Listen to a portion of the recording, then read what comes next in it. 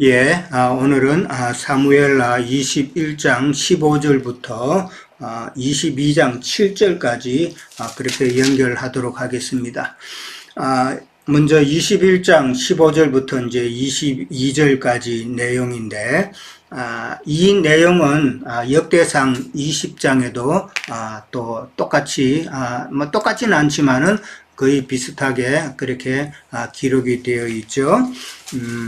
21장 15절에서 22절까지 내용은 다윗이 노년에 블레셋과의 전쟁을 치르는 내용이 지금 이제 나옵니다. 블레셋은 뭐 우리가 너무나도 잘 아는 그런 족속이죠. 참 다윗의 일생에 있어서도 블레셋은 참 많은 영향을 끼친 그런 족속이죠. 뭐 우선 우리가 알기로도 다윗이 블레셋 사람 가드 사람이죠. 블레셋 족속 가드 사람 골리앗을 죽임으로 인해서 이제 그것이 사실은 계기가 되어 가지고 사울의 눈에 들어서 사울의 또 사위도 되고 그랬지만은 결국은 또 그걸로 인해서 또 이제 핍박도 받게 되는 그런 내용이 이제 있죠. 너무나도 우리가 참 그 블레셋은 사울의 다윗에게 있어서는 참 많은 영향을 끼쳤다라는 것을 우리가 알 수가 있는데, 우리가 뭐 블레셋이라 그러면은 이제 영적으로 우리의 그 죽는 날까지 우리 속에 거하는 육체의 가시로 상징되는 그런 헬과 육의 본성이다라고 이제 우리는 너무나도 잘 알고 있죠.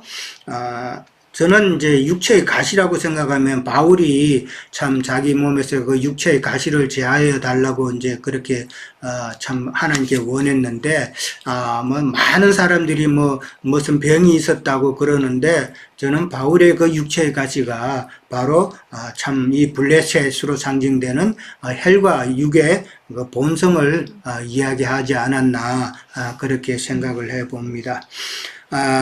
지금 이제 다윗의 노년, 이제 이제 말년에 이제 접어들어서 블레셋과의 전쟁이 일어났다라는 것은, 블레셋이 방금 전에 이제 헬과 육을 상징하는 자라고 그랬기 때문에 다윗의 그 노년에 이르기까지 다윗에게는 그 헬과 육의 본성으로 인해서 다윗이 시달림을 받는다라는 그런 의미로 우리가 생각을 해볼 수 있습니다.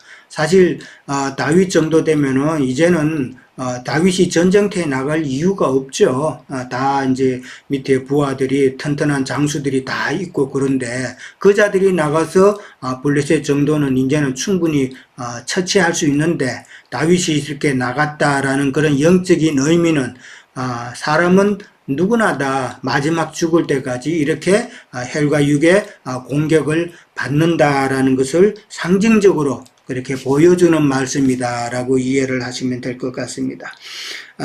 이것이 이제 하나님의 구원 방법이죠. 사실은 우리가 너무나도 잘 알고 있는데, 헬과 육의 그 본성으로 인해서 우리의 연약함을 참 하나님은 보시기를 원하고, 그리고 우리의 연약함이 깨달아지면은 참 주님만을 의지하고 바라보게 하는 것이 하나님의 그런 구원의 방법이다라는 것을 우리는 잘 알고 있습니다. 오늘 성경에 보면 다윗이 피곤하였다 그랬습니다. 뭐 육체적으로도 참 많이 이제 연약한 그런 때가 된 것이죠. 그 다음에 이제 오늘 이제 블레셋 사람들이 이제 주로 이제 거인들에 대해서만 나옵니다.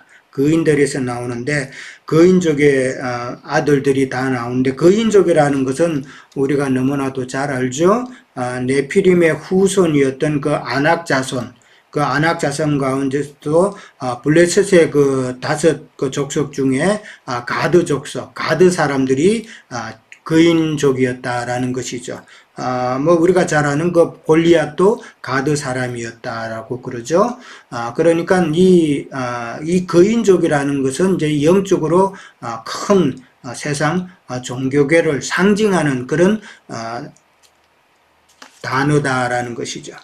근데 보면은 오늘 보면은 거인족의 아들 중에서 무게가 300세겔, 한 3.5kg 정도 되는 무게죠.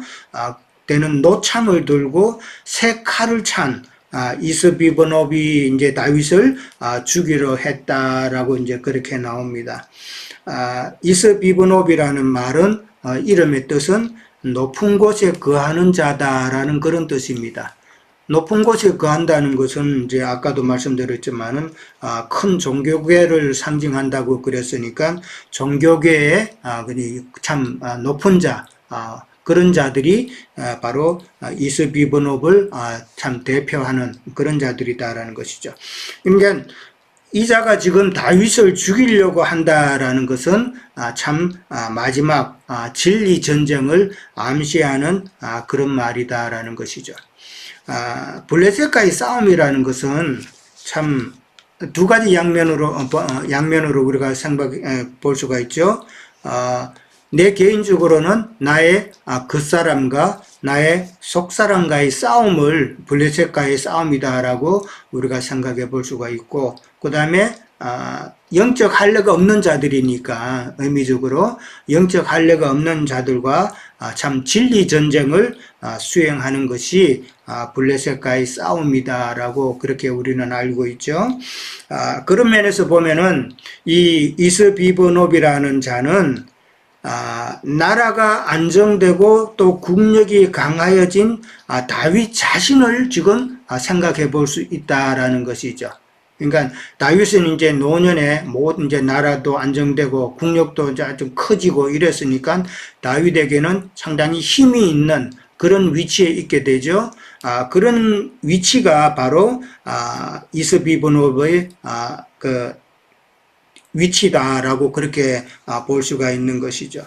그러니까 어떻게 보면은 우리 인생에 있어서는 어떤 외적인 세상적인 어떤 성공이나 큰 재물의 복이나 어떤 큰 명예나 이런 것이 도리어 나를 죽이는 그런 요소가 될 수 있다라는 것도 우리가 한번 생각해 볼 수가 있겠죠. 그러니까 너무 세상 것을 바란다면은 세상적인 면으로 보면 참 좋을 수 있지만은 우리의 신앙적인 면, 영적인 면에서 보면은 그런 것들이 도리어 내 영혼을 죽이는 그런 것이 될 수 있다라는 것이죠. 그리고 이제 이스비브노브는 육체로 하나님을 섬기는 종교 지도자 중에 큰 자들을 상징한다라고 그렇게 우리가 보면 되겠습니다.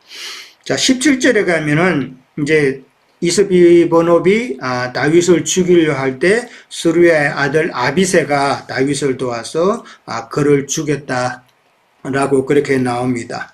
그러면서 아비새와 그의 추종자들이 다윗이 다시 전쟁에 나가지 말 것을 요구를 하게 되죠.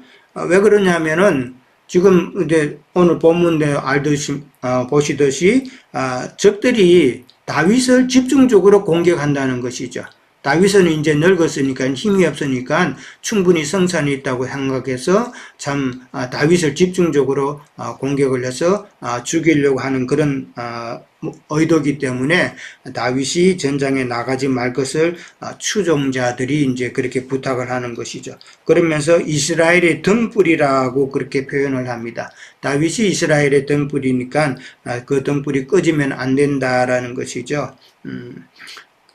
자, 그 다음에 이제, 그렇게 말을 하면서 결국은 지금 다윗에게 있어서는 전쟁을 치르는 것이 중요한 게 아니라 어떻게 보면은 지금 말년이기 때문에 후사 문제를 해결해야 된다라는 것을 이제 하나님께서는 또 다윗에게 깨닫게 하시는 것이 아닌가 그렇게 생각해 봅니다. 자, 18절에 가면은 이제 다윗의 참 용감한 그 장수들이 누구를 죽였는가가 내용이 나오죠. 처음에 이제 곱에서 전쟁을 할 때에 후사 사람 십북에는 거인족의 아들 중에서 삽을 죽였다라고 그렇게 나옵니다. 이 십북에라는 자는 역대상 27장 11절에 보면은 참 다윗의 군사 중에서 24,000명을 거느리는 8번째 지휘관이다라고 그렇게 나와 있죠. 그만큼 다윗에게는 참 비중 있는 그런 장군이었다라고 나옵니다. 그리고 사무엘 하 23장 27절에는 그 이름이 머분네로 그렇게 또 나옵니다. 그러니까 다른 이름으로 그렇게 나오는데 동일 인물이다라는 것이죠. 그 다음에 이제 두 번째 이제 베들레헴 사람 야레오르김의 아들이 이제 엘하난이라는 자가 있는데 그가 골리앗의 아후 라흐미를 죽였다라고 그렇게 나옵니다. 참 골리앗이 그 형제가 다 이렇게 죽는 그런 내용이죠. 그 다음에 이제 가드에서 전쟁을 할 때에 참 특별한 자가 하나 나왔다고 그러죠.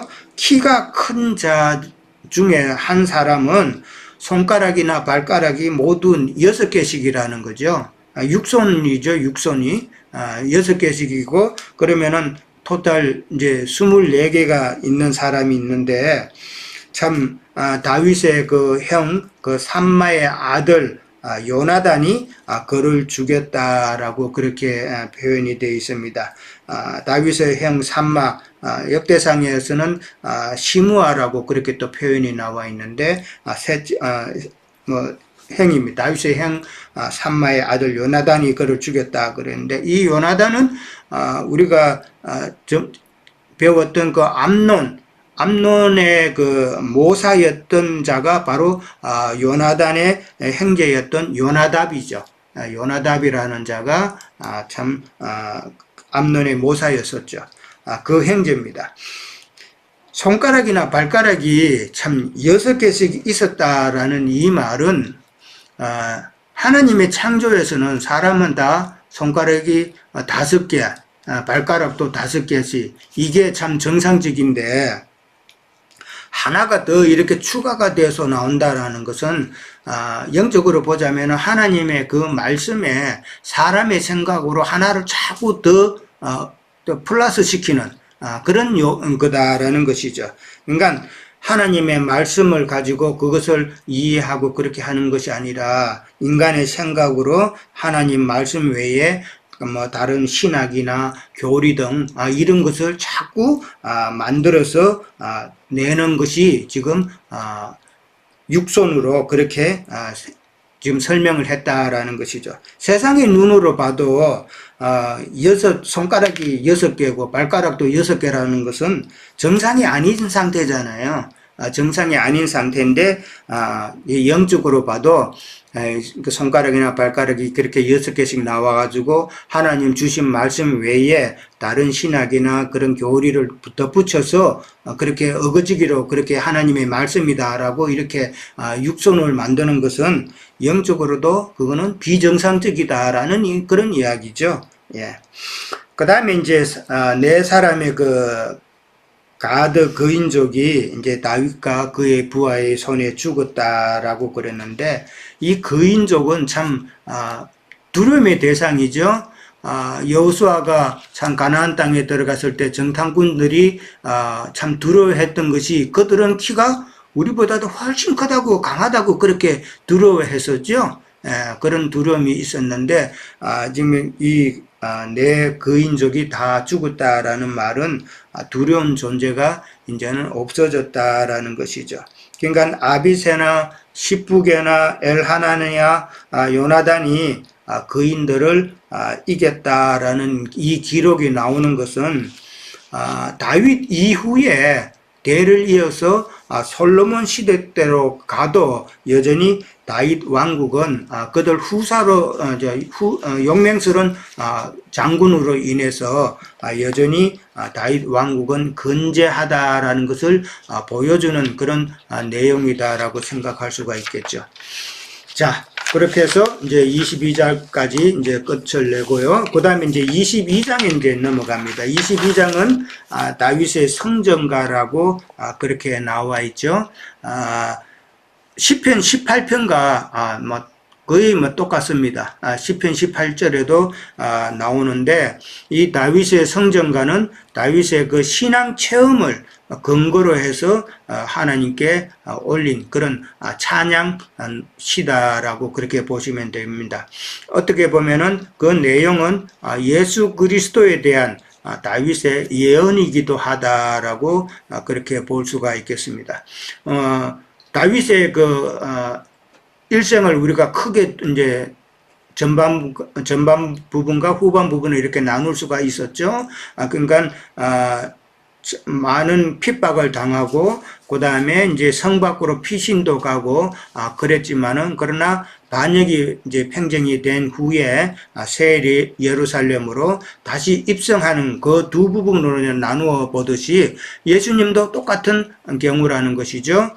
인자 예수님으로 오셔서 이 땅에서 많은 핍박을 받으시고 그 다음에 참 죽고 장사되고 부활되신 구속을 이룬 그 부분과 그 다음에 영으로 오셔서 하시는 그 부분이 나누어듯이 지금 다윗의 성전과 내용도 그런 관점을 알고 봐야 된다라는 것이죠. 1절에 보면은 하나님께서 다윗을 원수의 손과 사울의 손에서 구원하신 그날이라고 그렇게 나옵니다. 원수의 손이라는 것은 참 많은 원수들이 다윗에게는 있었죠. 마지막까지 그 블레셋을 위시해서 아람 족속도 있었고, 그 다음에 모압 족속도 있었고, 암몬 족속도 있었고, 그 다음 아말렉도 있었고, 그 다음에 에돔 족속도 있었고, 참 많은 족속들이 참 다윗을 참 괴롭힌 그런 자들이었죠. 꼭 그런 족속들만 아니라 우리의 삶에 있어서도 참 원수 같은 그런 존재들이 우리에게는 늘 있다라는 그런 것을 또 생각해 볼 수가 있고, 사울의 손이라고 그런 것은 이제 사울 가문의 그 잔재 세력들이죠. 마지막까지 그 세바의 난까지 이렇게 보면은 사울 가문의 그 잔재 세력으로부터 하나님께서 다윗을 구원하셨다라는 그런 이야기죠. 그러니까 마침 예수님께서 이 땅에 오셔가지고 이방인들과 그 다음에 자기 동족 유대 종족들에게 박해를 당하신 그런 내용을 우리는 생각해 볼 수가 있죠. 그 다음에 이제 여호와는 나의 반석, 그 다음에 나의 요새, 나를 건지시는 자, 내가 피할 나의 반석의 하나님, 그 다음에 나의 방패, 구원의 뿔, 높은 망대, 피난처, 구원자, 나를 폭력에서 구원하시는 자, 참 많은 표현을 그렇게 쭉 해놨습니다. 여기서 이제 우리가 특별히 이제 볼 것은 나의 반석, 나의 요새, 하나님과의 다윗과의 그 관계를 참 표현을 잘 해놨다라고 볼 수가 있겠죠. 그러니까 이런 표현을 할 수가 있다라는 것은 다윗의 인생길에 참 하나님께서 체험적으로 다윗과 동행하셨기 때문에 다윗이 이런 표현을 할 수가 있다라는 것이죠. 이 하나님과 참 연합의 관계가 되지 못하고 예수 믿는다고 하지만은 전혀 날라리 신앙을 가진 자들이 이런 표현이, 이런 고백이 나올 수 있겠느냐 하는 것이죠. 절대 못하죠. 그런데 다윗은 지금 하나님과의 관계에 있어서 나의 반석, 나의 요새, 나의 피난처, 하나님과 자기와의 관계를 이렇게 연결하는 표현을 했다라는 것은 참 하나님께서 깨닫게 하여 주시는 그 생명의 빛, 계시된 그 말씀으로 인해서 참 하나님을 체험하고 연합이 되었다라는 것이죠. 오늘날 믿는다고 하는 자들도 결국은 자기의 감정만으로 그렇게 나의 하나님, 나의 피난처 되시고 나의 요새 되시고 나의 망대 되시고 이런 고백을 할 수 있겠는가 하는 것이죠.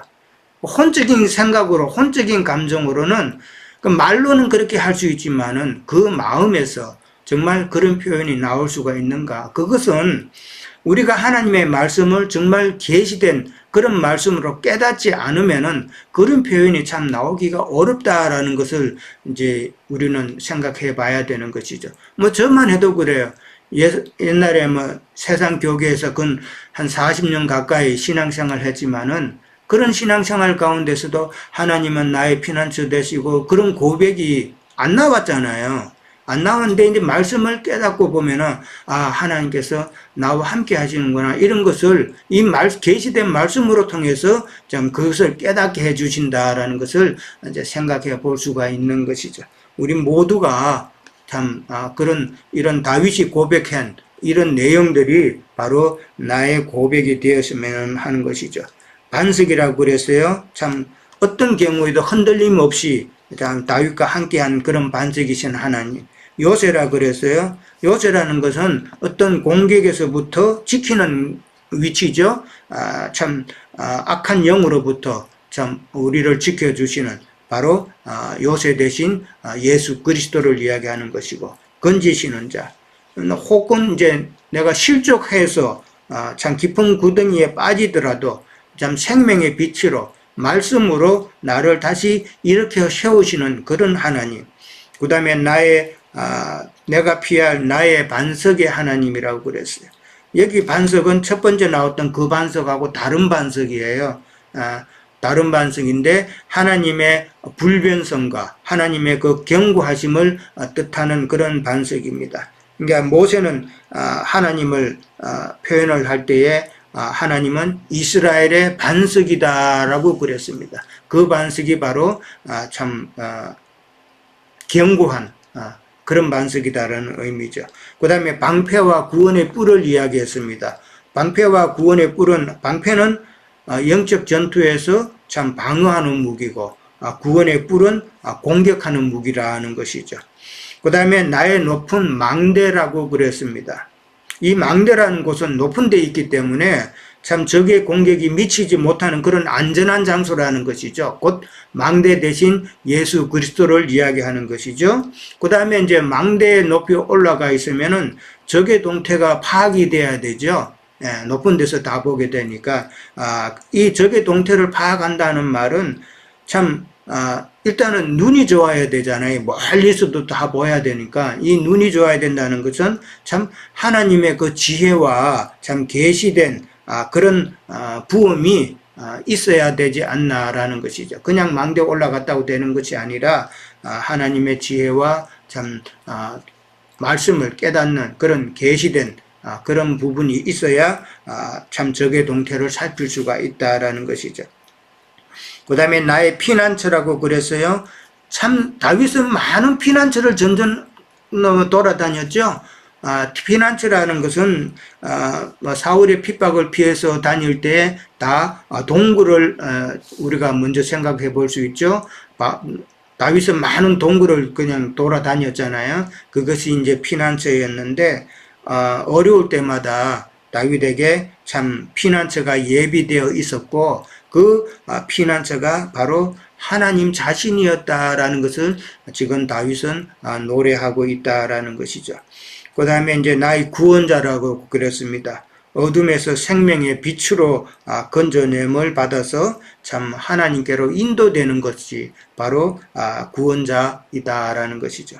그 다음에 폭력에서 구원하신 자라고 그랬습니다. 이 폭력이라는 말은 참 포악한 자라는 것이죠. 악한 자, 모든 악한 자에서 나를 구원하신다. 사탄 마귀에게서 나를 구원하셨다라는 것이죠. 참 이런 표현을 쭉 보면은 다윗은 정말 살아계신 하나님을 만났고 체험을 했고, 그 다음에 또 그 하나님을 마음껏 누린 그런 자였다라는 것이죠. 얼마나 참 복된 다윗의 신앙을 우리가 볼 수 있는가를 생각하죠. 참 우리의 신앙에도 다윗의 고백처럼 이런 하나님을 만나고 하나님을 누리는 그런 삶이 되기를 소원합니다.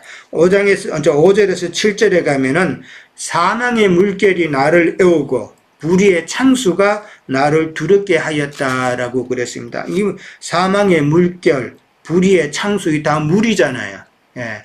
물이 나를 두렵게 하였다라는 건데, 지금 이 표현대로 보자면은 마치 지금 다윗이 바다 한가운데 있는 그런 모습이죠.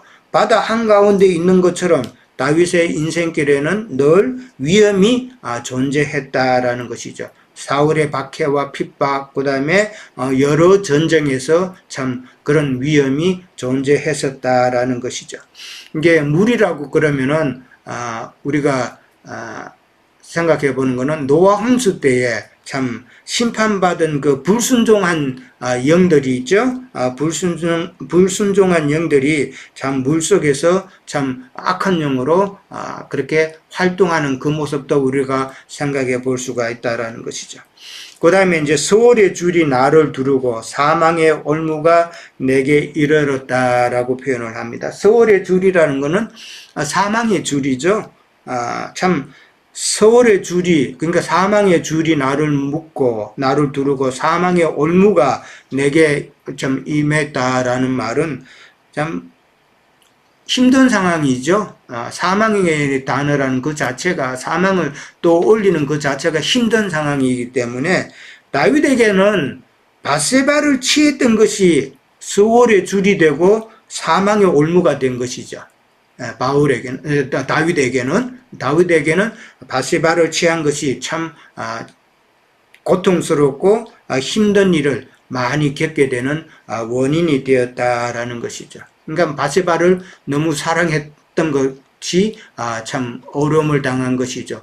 이걸 갖다가 우리가 영적으로 또 예수님과 비교해서 생각해 보면은 인자 예수님께서는 이 땅의 죄인들과 자기 사람들을 너무 사랑하셨기 때문에 참 그 사랑 때문에 줄로 매임을 받으시고 묶여서 저주를 친히 담당하신 것을 우리가 또 생각해 볼 수가 있겠죠.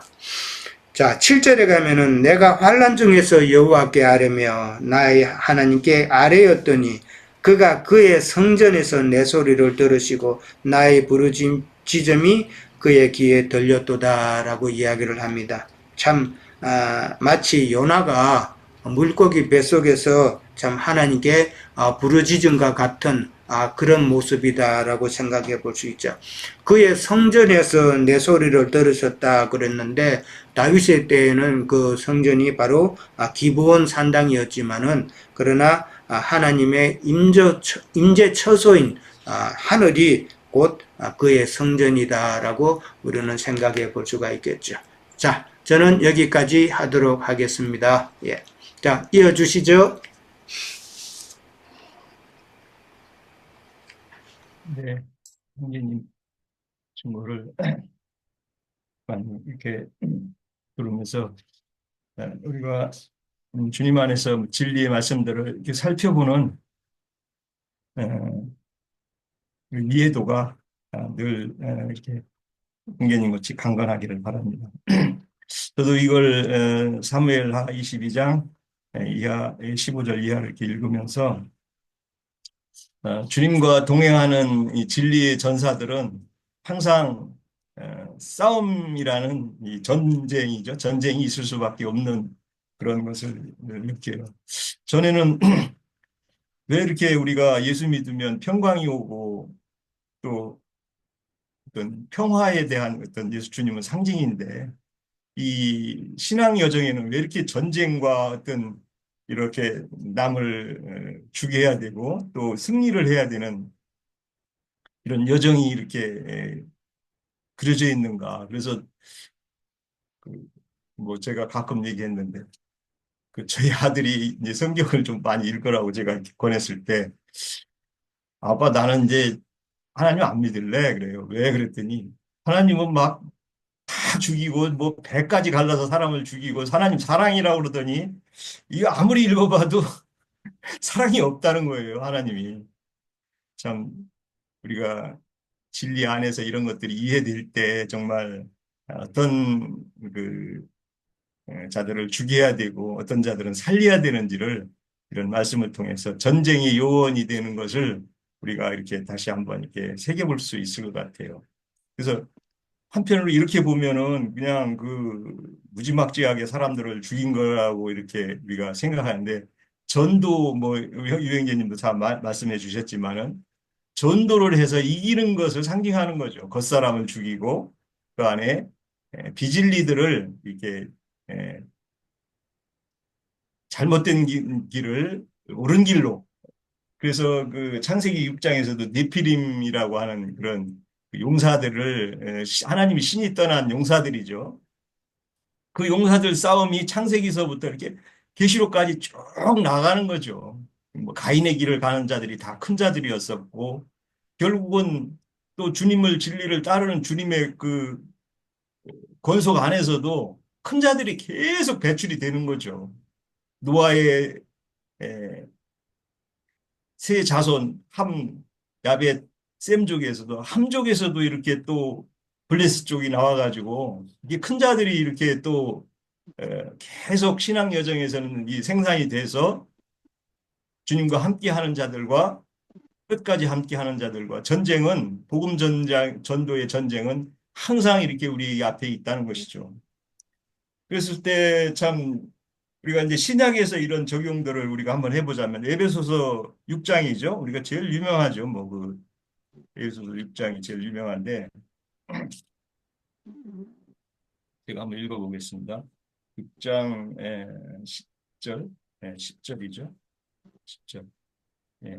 끝으로 너희가 주 안에서 그의 힘의 능력으로 강건하여지고 마귀의 관계를 등이 대적하기 위하여 하나님의 전신갑주를 입으라. 우리의 씨름은 혈과 육에 상대하는 것이 아니요 통치자들과 권세자들과 이들 어둠 세상의 주관자들과 하늘에 있는 악한 영들의 상대함이라. 그래서 뭐 이제 16절 모든 것 위에 믿음의 방패를 가지고 이로써 등이 악한 모든 불화살을 소멸하고 구원의 투구와 성령의 것 하나님의 말씀을 가지라. 이렇게 완전 무장하는 것을 전신갑주로 이렇게 13절에 있죠. 그러므로 하나님의 전신갑주를 취하라.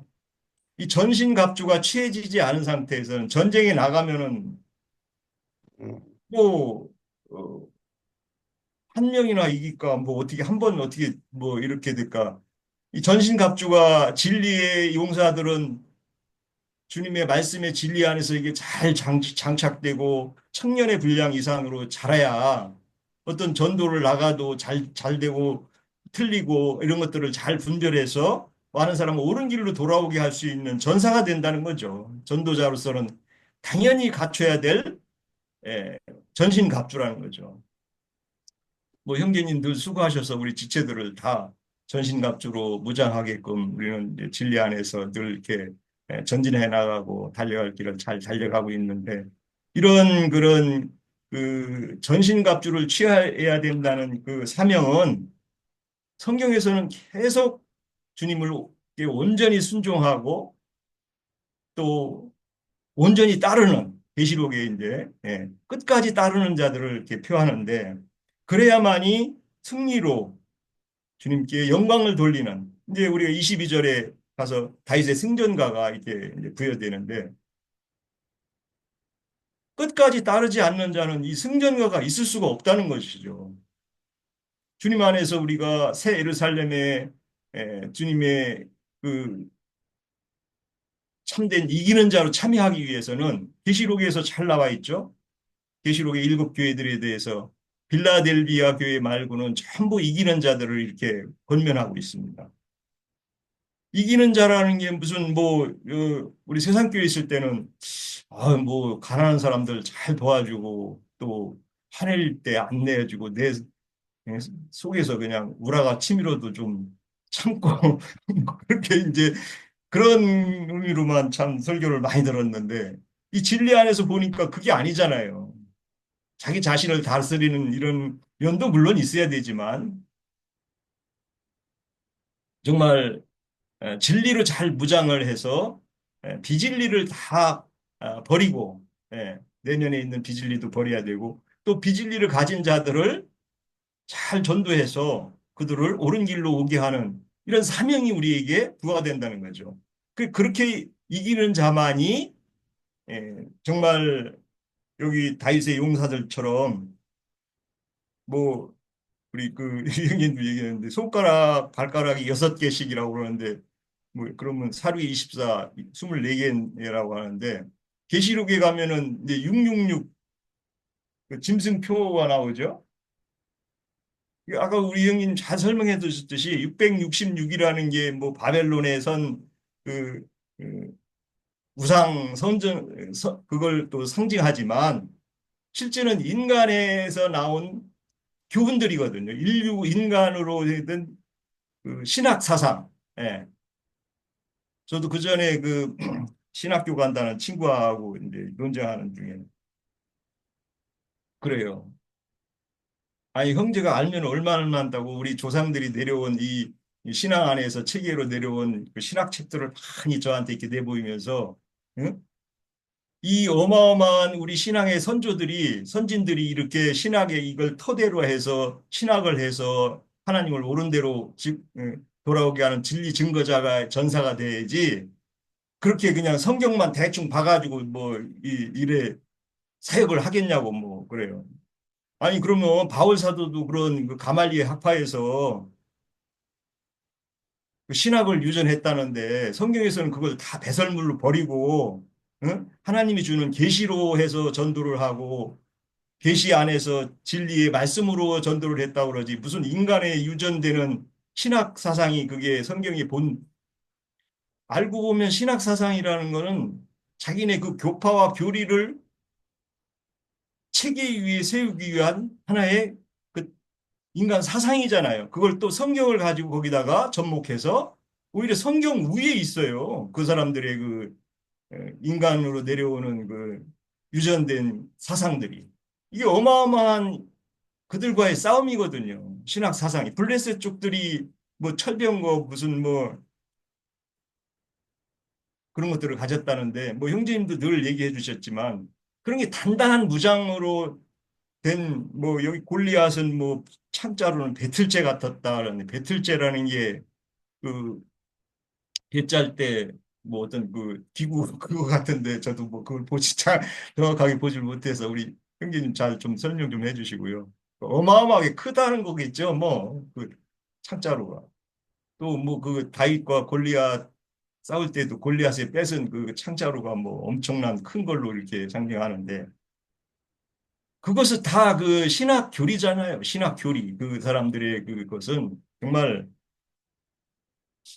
뭐 제 생전에 한번 신학자 유명한 사람 좀 한번 만나가지고 그 진리를 전해가지고 한번 이길 수 있는 기회가 하나님한테 좀 있게 해달라고 좀 생각도 하고 있는데 가능한지 모르겠습니다. 우리 지체들 하여튼 다 전신무장을 해가지고 어느 날 때가 돼가지고 여리고성을 7번 돌면은 다 무너진다고 하니까 다 준비하셔가지고 칼 갈고 다 해가지고 진리의 칼을 갈아서 한번 대적하는 날이 있기를 주님께 기도합니다.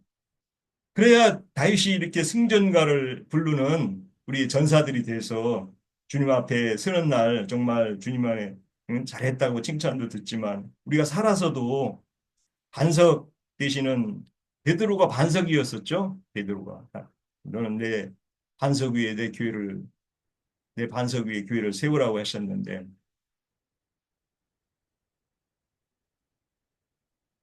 반석이라는 건 뭐 우리가 그, 그 복음서에서도 보면은 모래 위에 성을 쌓거나 뭐 이렇게 지푸라기로 뭘 싼 자들은 불 시험 때 이게 통과할 수가 없다는 거죠. 지금 세상 교회는 주님 안에서 어떤 바람이 불고 폭풍이 오고 불이 왔을 때 그 존재할 수 있는 믿음 있는 자들이 하나도 없다는 거예요. 다 그 저 에서나 가인 뭐 그런 사람들처럼 지푸라기로 진 그런 집들이라는 거예요. 주님 안에 정말 참 집을 건설한 자들만이 그 반석이 돼서 우리는 뭐 금기름 붓는 집이라고 이렇게 타이틀을 가지고 했는데 금으로 이 구속 진리로 장전된 그런 것들이나 불심판 안에서 남는 것이지 육성이나 인간적인 이런 그런 철학으로 또 신학으로 된 것들은 주님 안에 심판날에 견딜 수가 없다는 거죠. 그래서 뭐 666이라고 이렇게 이제 666 표발을 받으다든 뭐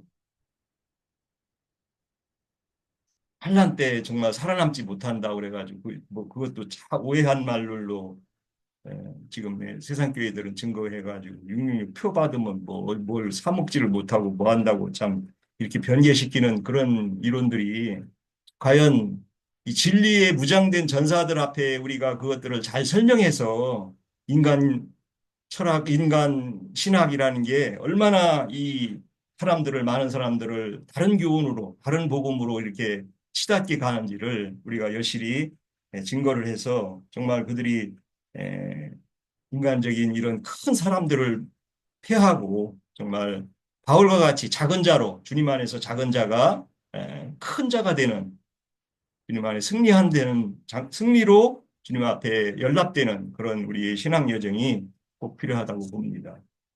그래서 정말 진리의 나팔을 부는 나팔수들은 전신갑주가 늘 필요하고 또 진리에 대한 이해를 명확하게 해서 진리와 비진리를 잘 구분하는 우리 지체되기를 되기를 원합니다. 감사합니다. 마치겠습니다.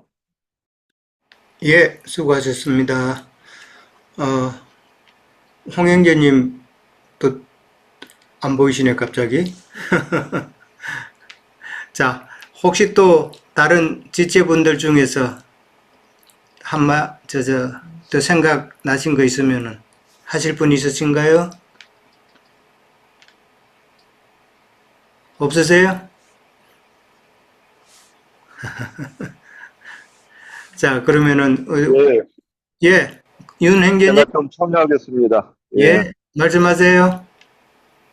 예, 안 하면 너무 시간이 짧을 것 같아가지고. 근데 오늘 유영재님 이렇게 망대 설명할 때, 제가, 망대에 대해서 제가 이해를 못하고 있었는데, 오늘 그 말씀하실 때 이러고 보니까, 그러네. 이제 그러면서 조금 이렇게 연결되는 부분을 한번 좀 제가 더 이렇게 한번 해보려고요. 그래서 유영재님이 높은 곳에서 이 말씀을 하시면서 저도 이렇게 이제 좀 이해가 됐어요. 그러면 이게 구약에서 저기 원시하는 눈과 또 원시치 못한 눈과 라헬의 눈으로도 이렇게 연결이 되고 계시록 1장에서 보면 일곱 영에 대해서 일곱 눈에 대해서 이렇게 말씀하시는 것이 이렇게 이해되면서 그래서 이제 그렇게 연결해 보고 또 요한복음 6장 40절에서는 아들의 얼굴을 보는 눈까지 이렇게 연결하면서 이렇게 보이는 이렇게 연결해 봤어요. 그러면 그런데 이런 눈은 어떤 눈일까? 이제 현실에서 우리 신앙에서 적용을 해보면, 그러니까 우리 어떤 형제가 이렇게 이 말씀을 이렇게 설명해주면, 지금과 같은 그런 상황서처럼, 말씀을 이렇게 설명을 해주면, 이렇게 바로 이렇게 깨달아지는 그런 거를 이렇게 경험을 해요. 그건 뭐냐면 망대에서 멀리 보는 사람이 그러니까 아들의 얼굴을 보는 사람이 이렇게 어떤 설명을 해주면 하나님의 성령의 계시가 우리한테도 이렇게 있어서 말씀이 이해되는 그런 부분을 이렇게 이제 설명하고 있구나 이런 생각을 좀 해봤어요. 그러니까 그런 또 어떤 형제가 하면 이렇게 이제 보세요, 예. 어떤 형제가 이렇게 예, 말씀을 이렇게 하면, 저분이, 아직 이렇게 걸린 부분도 있고, 오해한 부분도 있구나. 이런 부분이 망대에서 보면 다 보이지 않는가. 그러면 오늘 전쟁이, 개인의 신앙생활에서, 이제 교회에서 우리가 신앙생활을 할 때, 아직도 누구나 다 육체의 전쟁을 끝까지 육체와의 전쟁을 끝까지 해야 되겠지만은 우리 지체들이 어떤 어린 신자들이 볼 때는 이렇게 어떤 부분에 걸려서 똑같이 강론을 말씀을 들었는데도 설명이 안 되고 이해가 안 되고 자꾸 걸리는 거예요. 원활하게 이렇게 이해가 돼서 넘어가지 못하고 그러면 그렇게 이제 말씀을 하는 거를 보면 이제 망대에서 높은 곳에서 보시는 형제들은 이 형제가 이 부분이 이해가 부족한가 보다 그러고 조언을 해줄 수 있고 또 그의 육체의 전쟁을 이렇게 도와주어서 승리할 수 있게 해주는 그런 위치 아니겠는가 이제 이런 생각을 좀 해보았습니다. 여기까지입니다. 예, 아이고, 바쁘신 중에도 수고하셨습니다. 예. 자, 그러면은 또 다른 분 더 없으신가요? 예. 예, 우리 장로 형제님 그럼 마지막으로 또 부언하실 말씀 있으시면 해주시고요. 예. 예, 이제 드디어 이제 다윗이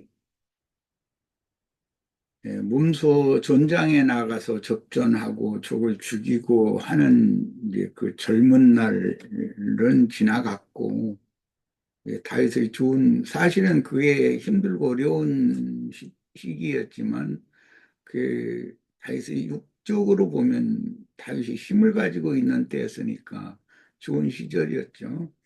그런 좋은 시절은 지났고 이제 다윗이 노새에서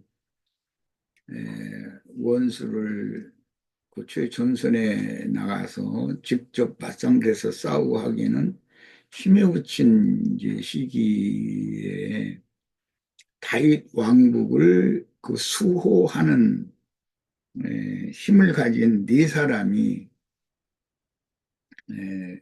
블레셋의 그 큰 자들을 다 이겨서 다윗 왕국을 굳건하게 세우는 이제 그런 말씀 내용이고 22장 이제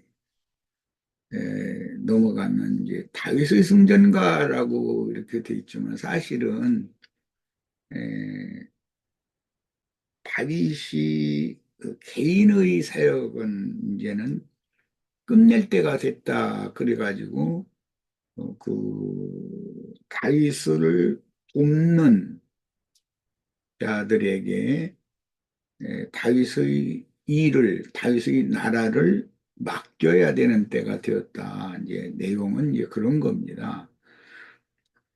에, 여기서 우리가 지금 봐야 될 건 창세기 10장 그 13절에서 14절을 보면 함의 아들이 미츠라임이라는 아들이 있고 미츠라임이라는 그 용어는 이집트라는 말이죠. 애굽이라는 말이에요.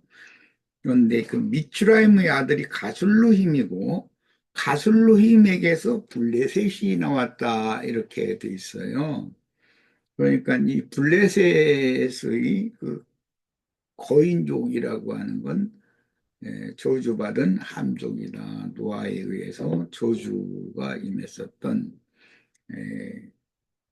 함족 중의 그 한 계보가 이제 블레셋이고 뭐 역사상으로는 이 블레셋 족속이라고 하는 지중해변의 그 다섯 성읍을 차지하고 있던 그 블레셋 족속의 그 명칭이 팔레스타인이라고 이렇게 후대에 전해진다라고 그래요. 그런데 그 저주받은 함족속 중에서 거인족 큰 자들이 나왔다라고 하면 우리는 참 많은 걸 좀 생각해 볼 수가 있을 것 같아요. 함족속은 영혼육 중에서 이제 육을 말하는 건데 육적으로 큰 자라는 것은 예수님이 세상에서 세상 대인들 잔치 상석에 앉고 뭐 등등 여러 가지 비유 표현들을 하셨는데 그런 다윗을 끝까지 이렇게 괴롭히는 그 블레셋 족속이라는 게 세상의 대인들인 자칭 큰 자들이기 때문에 그들과 마지막 전쟁을 하는 이야기인데 이제는 다윗이 노쇠해 있기 때문에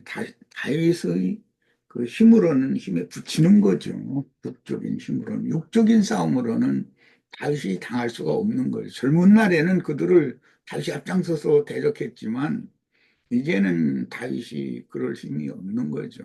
그 대신 다윗은 그 왕국 전체를 이렇게 잘 뭐라 그러나 채운다고 그러면 좀 그렇지만은 잘 이렇게 보살피고 조종하고 조율해서 나라가 더 앞으로 발전을 해나가고 잘 할 수 있도록 이렇게 뒤에서 행정적으로 돕는 일은 다윗이 지금 현재는 그럴 형편이지, 다윗이 창칼을 들고 나가서 전선에서 접전을 할 상황은 아니다, 그런 말이에요.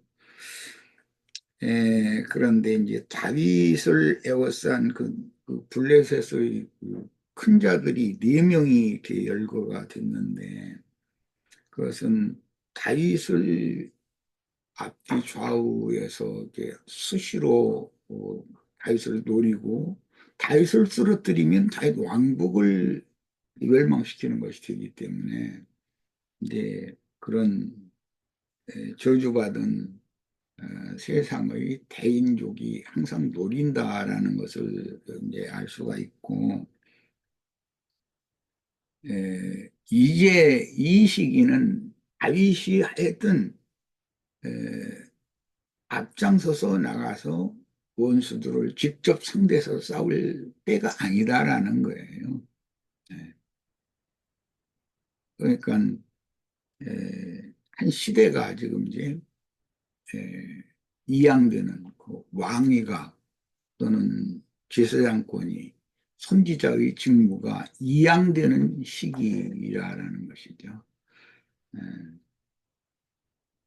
우리 형제 자매님들도 여기 블레셋의 네 명, 이름이 연로됐던 그 큰 자들을 이긴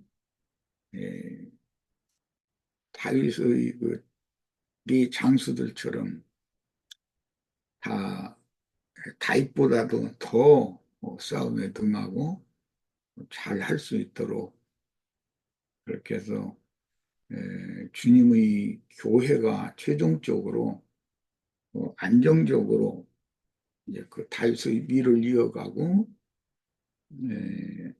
주님의 나라가 완성될 수 있도록 이제는 우리들이 분투하고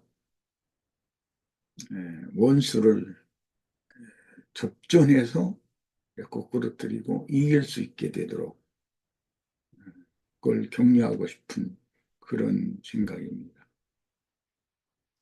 예, 마칩니다. 다윗의 시대는 이제는 가고, 다윗이 이제는 힘으로 원수를 직접 대적하고 이렇게 할 때가 아니고, 다윗의 네 장수들이라고 그럴까?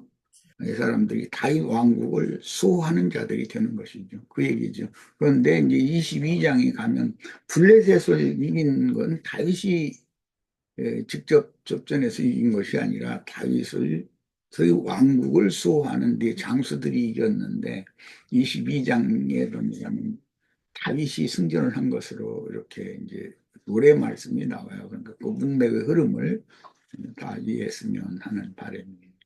네, 마칩니다. 예, 감사합니다. 자, 오늘은 뭐 조금 일찍 끝나는 것 같지만 더 이상 하시는 분이 없는 것 같습니다. 자, 오늘은 여기까지 하고요. 다음 주는 이게 다윗의 성전가가 다 끝날 수 있을지 모르겠지만은 하는 데까지 하도록 하겠습니다. 자, 그러면은 여기까지 오늘 하도록 하겠습니다.